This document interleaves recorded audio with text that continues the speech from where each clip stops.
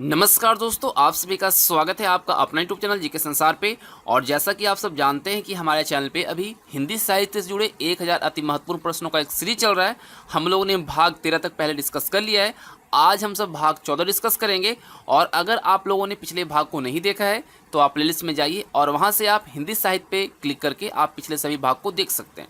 PDF के लिए Telegram channel को ज्वाइन कीजिएगा, लिंक आपको नीचे डिस्क्रिप्शन बॉक्स में दिया गया है। और वीडियो को अपने दोस्तों के साथ भी शेयर कर दीजिएगा जिससे कि उन्हें भी बेनिफिट मिल सके। ये जो क्वेश्चंस हैं उन सभी प्रतियोगी परीक्षाओं के लिहाज से महत्वपूर्ण हैं, जिसमें हिंदी से प्रश्न पूछे जाते हैं, जैसे कि UPSC, REET, BTET, STET, UPTET, Bihar SI, UPSI, MPSI. तो उन सभी प्रतियोगी परीक्षाओं के लिए महत्वपूर्ण है जिसमें हिंदी से आपके प्रश्न आते हैं। तो आप मिस मत कीजिएगा। और आपको वीडियो कैसे लगती है कमेंट बॉक्स में जरूर बताइएगा। तो चलिए क्वेश्चन नंबर 1 की तरफ बढ़ते हैं और देखते हैं question number first. Question number first देखिए क्या कह रहा है। रामचरितमानस में तुलसीदास की करुणा समाजोन्मुख है और विनय पत्रिका में वह आत्मोन्मुख है। यह कथन किसका है? किसने कहा कि रामचरितमानस में तुलसीदास की जो करुणा है वो समाजोन्मुख है और विनय पत्रिका में वह आत्मोन्मुख है? ये दोनों जो आप देख रहे हैं, रामचरितमानस जो कि सर्वश्रेष्ठ ग्रंथ माना जाता है, रामचरितमानस तुलसीदास का, और विनय पत्रिका भी इन्हीं का है। लेकिन दोनों चीज़ों को जो बोला गया है, ये जो कथन कहा गया है, वो किसके द्वारा कहा गया है वो आपसे पूछा गया। ऑप्शन अगर के देखें तो यहाँ पे कह रहा है हजारी प्रसाद द्विवेदी, रामविलास शर्मा, प्रभु दयाल मित्तल और रामचंद्र शुक्ल। किसने यह कथन को कहा है? तो आप सब भी आंसर किया कीजिए। बहुत कम लोग पार्टिसिपेट करते हैं आंसर करने में, तो आप सब आंसर दीजिए। अगर आता है तो ठीक है, रिवाइज हो जाएगा, और नहीं आता तो यहाँ से आप सीखेंगे। तो ये मन में नहीं रखना है कि हमें नहीं आता, ठीक है। तो यहाँ पे क्वेश्चन नंबर फर्स्ट का सही जो आंसर रहेगा वो रहेगा ऑप्शन बी, रामविलास शर्मा, ठीक है। रामचरितमानस में तुलसीदास की जो करुणा है वो समाजोन्मुख है और विनय पत्रिका में आत्मोन्मुख है। यह कथन रामविलास शर्मा का है। तो यहाँ पे ऑप्शन आपका बी करेक्ट रहेगा, ठीक है। चलिए क्वेश्चन नंबर 2 देखिए क्या कहता है। निरंकुश अति निडर रसिक जस रसना गायो, ये जो पंक्ति है वह किसके बारे में है?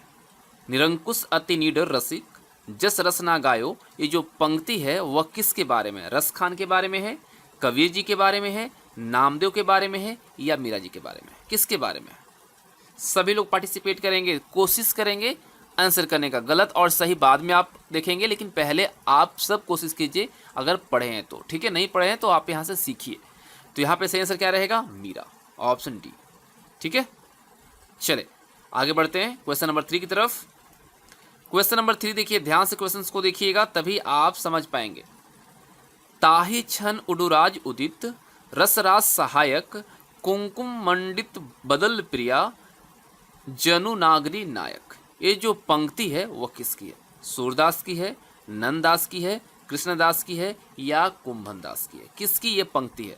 ताहि छन उडुराज उदित रसराज सहायक, कुंकुम पंडित बदल प्रिया, जनु नागरी नायक। ये पंक्ति आपको बताना है किसकी है। तो बहुत अच्छी पंक्ति है और जो पंक्ति है वह नंददास की है। किसकी है? नंददास की। तो यहाँ पे बी आपका बिल्कुल सही जवाब रहेगा, ठीक है। चलिए क्वेश्चन नंबर 4 देखिए, कौन सी पंक्ति निम्नलिखित में से मीरा की नहीं है? 4 पंक्तियां यहाँ पे आपको दी गई है और यहाँ से आपको फाइंड आउट करनी है कि कौन सी पंक्ति है जो कि मीराबाई की नहीं है। चलिए बताइए क्वेश्चन नंबर 4 का यहाँ पे सही आंसर क्या रहेगा। अंशुअन जल सिंची सिंची प्रेम में बिल बोई, ये तो है। सावन माँ उमगयो महारा हीरा, भनक शून्य हरि आवन री, ये भी जो है किसकी है? मीरा की पंक्ति है। घायल की गति घायल जाने और न जाने कोई, ये भी पंक्ति जो है वो किसकी है? मीराबाई की ही है। लेकिन मारी रीरा मुख की मुस्कानी, संभारी न जहे न जहे न जहे, ये जो आप देख रहे हैं पंक्ति, ये मीरा की नहीं है। तो ये ऑप्शन डी रहेगा सही। और एक पंक्ति किसकी है आपको कमेंट बॉक्स में बताना है। कितने लोग सही आंसर देते हैं देखते हैं। क्वेश्चन नंबर 4 का सही आंसर रहेगा ऑप्शन डी। और ये जो ऑप्शन डी जो है यानी मारी व मुख की मुस्कानी, एक किसकी पंक्ति है आपको बतानी है। क्वेश्चन नंबर 5 देखिए, खानन खान बैरम सुवन जब ही क्रोध करी तंग कस्यो, ये पंक्ति वाला क्षयप रहीम की प्रशंसा में किसने कहा था? होलराय, केशव, गंग या तुलसी? किसने कहा था? प्रश्न संख्या 5 का सही जवाब आपके एंड से क्या रहेगा, फटाफट कीजिए। तो ये जो कहा था, किसने कहा था? गंग ने कहा था। ठीक है, किसने कहा था? देखिए, तंग गंग, आप यहाँ से कोरिलेट कर सकते हैं अगर दिक्कत हो रही, कठिनाई हो रही याद करने में तो। ठीक है, तंग गंग, तो यहाँ पे सी आपका सही रहेगा। क्वेश्चन नंबर 6 देखिए क्या कहता है। नाथ मुनि ने दिव्य प्रबंधम में किसकी रचनाएं संकलित की है? नाथ मुनि के द्वारा दिव्य प्रबंधम में जो रचनाएं संकलित की गई है वह किसकी है?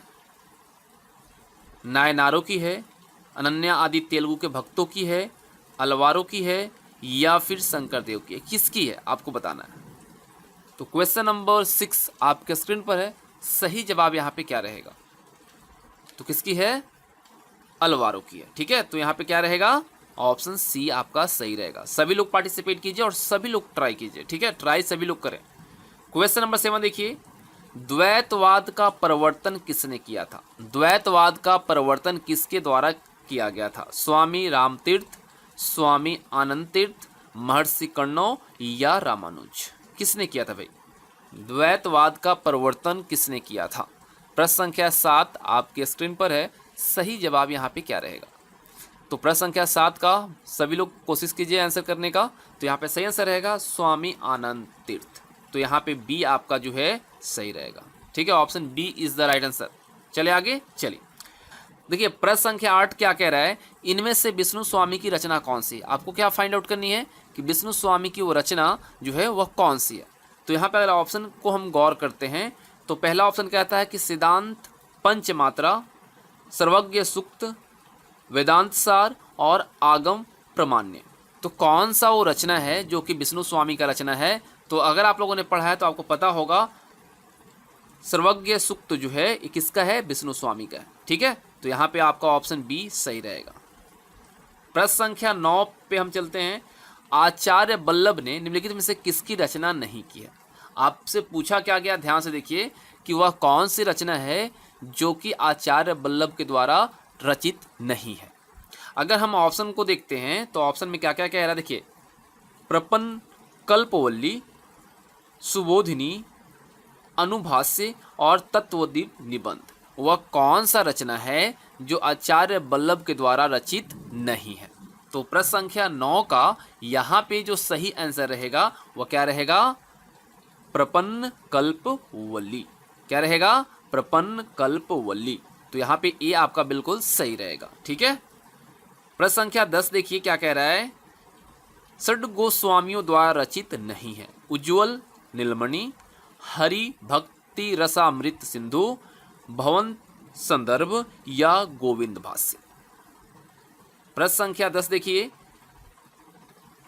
तो यहाँ पे सही जवाब जो रहेगा वह कौन सा रहेगा? तो रहेगा गोविंद भाष्य। रचित नहीं है वो है गोविंद भाष्य। ठीक है, तो यहाँ पे डी आपका सही रहेगा। प्रश्न संख्या 11 देखते हैं।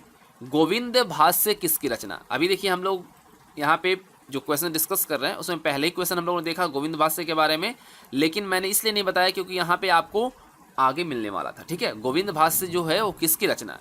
चैतन्य की है, रूप गोस्वामी का है, बलदेव विद्याभूषण का है या जीव गोस्वामी की है? किसकी है गोविंद भाष्य? किसका रचना है?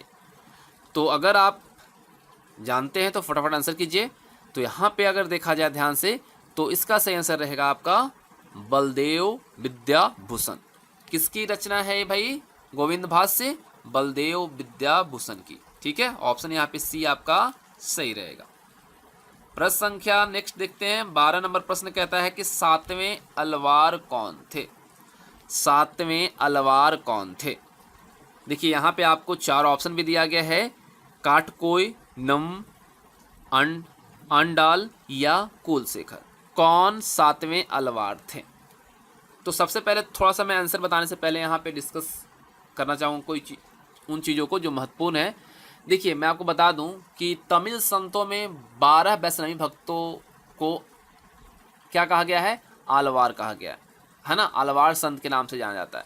और ये जो आलवार होते हैं वो सब पूर्ण रूप से ईश्वर के प्रति समर्पित और आश्रित थे।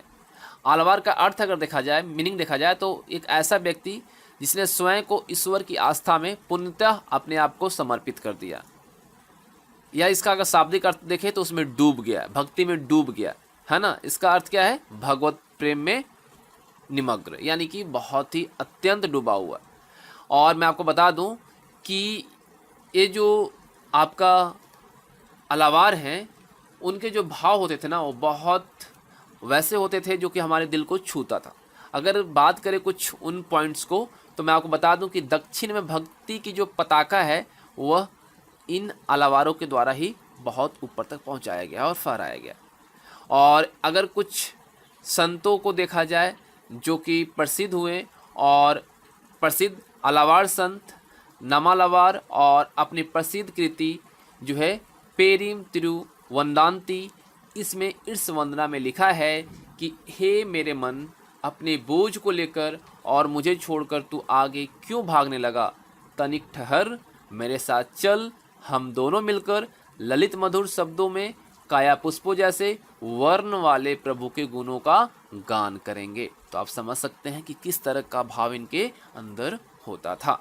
और वहीं अगर हम बात करते हैं यहाँ पे जो दिया गया है अलावार के बारे में, तो 7वें अलावार जो थे वो कौन थे, कुलशेखर थे। ठीक है, चेत नरेश कुलशेखर पेरुमाल थे।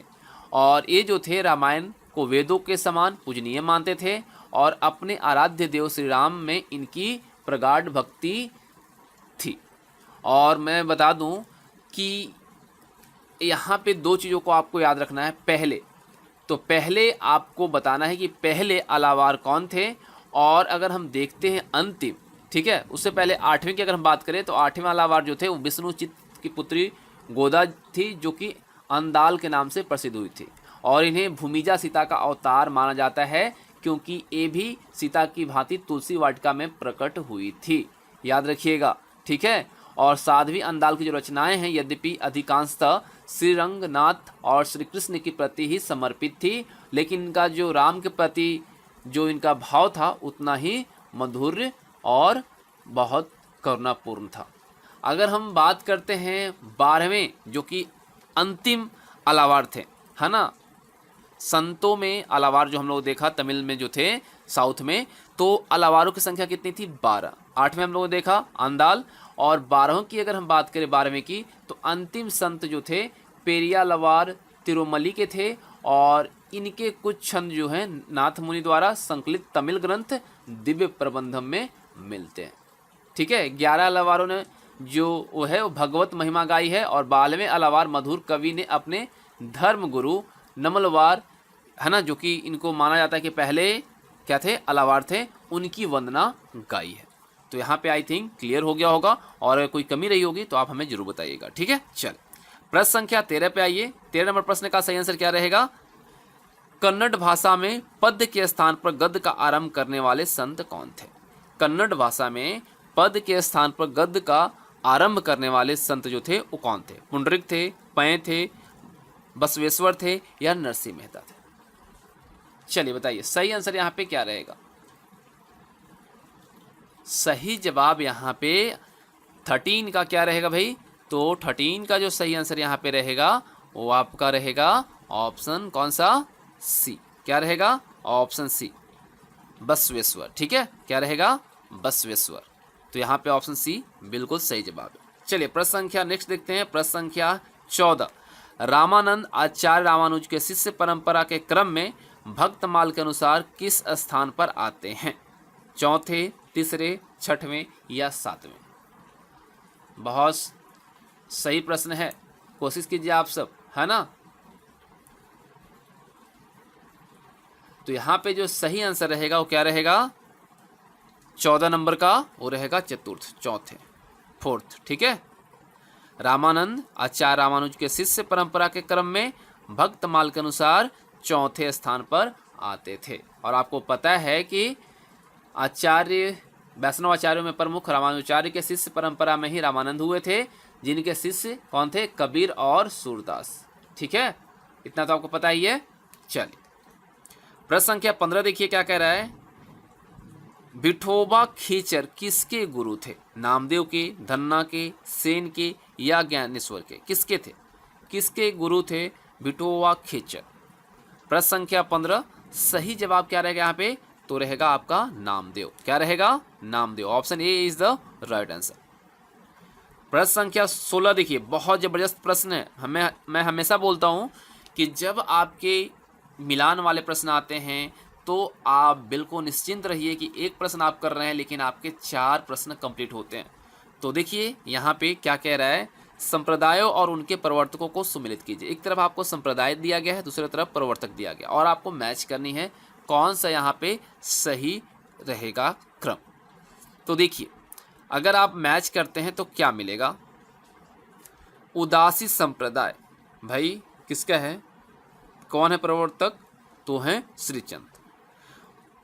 बिश्नोई संप्रदाय, बिश्नोई संप्रदाय जो है इसके प्रवर्तक कौन है भाई? इसके जो प्रवर्तक हैं वो कौन है? जंबनाथ। साधे संप्रदाय के जो हैं वो हैं वीरभान, सतनामी के जगजीवन दास। तो सही क्रम यहाँ पे क्या हुआ? 3 4 2 1। तो यहाँ पे आपका डी आपका सही रहेगा। ठीक है, चल प्रश्न संख्या 17 देखिए, किस संत की काव्य भाषा निमाड़ी है?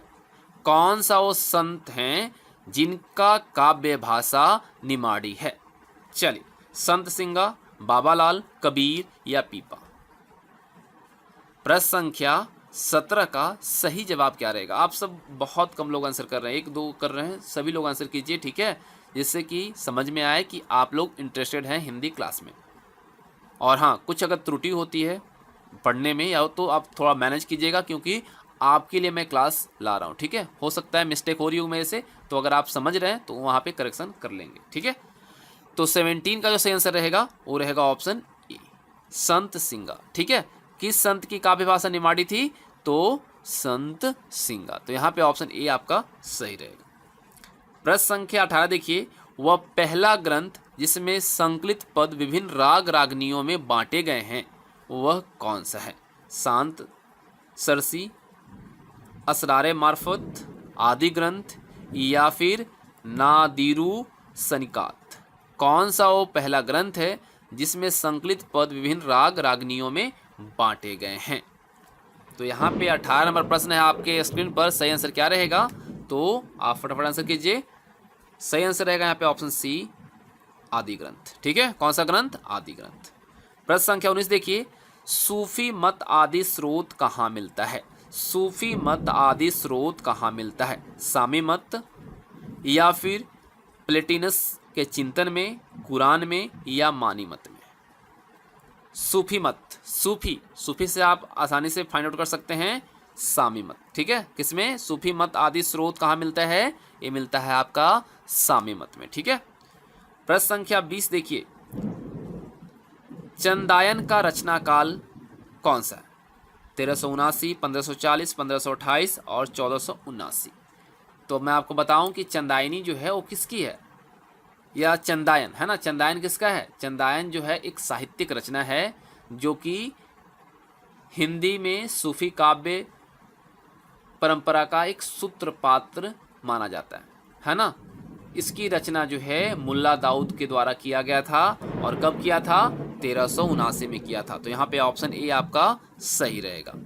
प्रश्न संख्या 21 देखिए क्या कह रहा है, निम्नलिखित में से किस कवि ने माधवानल कामकनंद कला प्रेम कथा पर एक प्रेमाख्यान की रचना नहीं की है?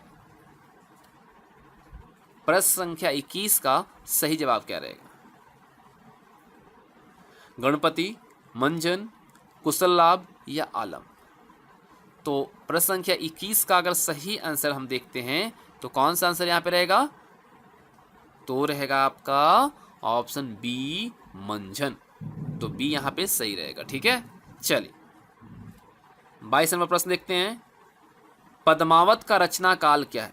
पद्मावत का रचना काल क्या है? 1528, 1540, 1530 या 1542? पद्मावत आप सब जानते हैं किसकी है भाई? पद्मावत किसकी है? पद्मावत जो है इसके रचनाकार कौन है? मलिक मोहम्मद जायसी। और दोहा और चौपाई छंद में लिखा गया है महाकाव्य, और ये अवधी भाषा में लिखा गया, याद रखिएगा, पद्मावत। और इसका रचना काल अगर हम देखते हैं तो रचना काल कब है? 1540। ठीक है, कब है? 1540। तो यहाँ पे बी आपका सही रहेगा। प्रश्न संख्या 23 देखिए क्या कहता है, कौन सी रचना जायसी की नहीं है? कौन सी रचना जो है वह जायसी की नहीं है? मलिक मोहम्मद जायसी की रचना नहीं है, वो आपसे पूछा गया। अखरावट, कहरानामा, चित्रलेखा और छिताई वार्ता। तो ये देखिए 3 तो है ना, ये तो आप सबको पता है कि मलिक मोहम्मद जायसी की है, लेकिन छिताई वार्ता जो है इनकी नहीं है। तो ये किसकी है? छिताई वार्ता किसकी है भाई? छिताई वार्ता जो है किसकी है? देखिए छिताई वार्ता जो है एक सूफी काव्य है। इसका काल देखें तो 1590 में हुआ था, और इसके जो रचनाकार हैं छिताई वार्ता के वो हैं नारायण दास। कौन है? नारायण दास। ठीक है, चलिए प्रश्न संख्या 24 देखिए, ज्ञानदीप के रचनाकार कौन है? ज्ञानदीप के रचनाकार कौन है आपसे पूछा गया है। मुहकर हैं, मधुकर हैं, शेख नबी हैं या गणपति हैं? कौन है ज्ञानदीप के रचनाकार? तो यहाँ पे सही आंसर जो रहेगा वो क्या रहेगा? फटाफट आंसर कीजिए आप सभी लोग कीजिए यार, आप बहुत कम लोग, या तो कुछ तो आंसर आ ही नहीं रहा आपके एंड से। तो यहाँ पे सही आंसर जो रहेगा वो रहेगा आपका ऑप्शन सी, शेख नबी। ठीक है, क्या रहेगा? शेख नबी। प्रश्न संख्या 25 देखिए, ब्रज भाषा हेतु ब्रज बासे ही न अनुमानो किसकी पंक्ति है? ब्रज भाषा हेतु ब्रज बासे ही न अनुमानो किसकी पंक्ति है? गंग की है, भिखारीदास की है, रहीम की है या चिंतामणि की है? किसकी है? प्रश्न संख्या 25, इसका तो आंसर कीजिए आप सब। सही जवाब यहाँ पे क्या रहेगा? तो यहाँ पे सही आंसर जो इसका रहेगा वो रहेगा क्या? भिखारीदास। ठीक है, ब्रज भाषा हेतु ब्रज वासे ही न अनुमानो, ये जो पंक्ति है वो भिखारीदास की है। तो इस तरीके से भाग 14 यहाँ पे कंप्लीट होता है, और इसके अंतर्गत जो हम लोगों ने महत्वपूर्ण 25 प्रश्नों को डिस्कस किया वो सभी प्रतियोगी परीक्षाओं के लिहाज से महत्वपूर्ण है। तो उम्मीद करता हूँ आप सबको वीडियो पसंद आई होगी। अगर आप चैनल में पहली बार आए तो चैनल को सब्सक्राइब करने के साथ साथ बेल आइकन को प्रेस कर लीजिएगा, जिससे कि सभी वीडियो की नोटिफिकेशन आप तक पहुँच सके। वीडियो लाइक और अपने दोस्तों के साथ शेयर भी कीजिएगा, और कैसी लगी आप कमेंट बॉक्स में जरूर बताइएगा। Thanks for watching. मिलते हैं आप सभी के साथ नेक्स्ट वीडियो में, तब तक आप सब बने रहें।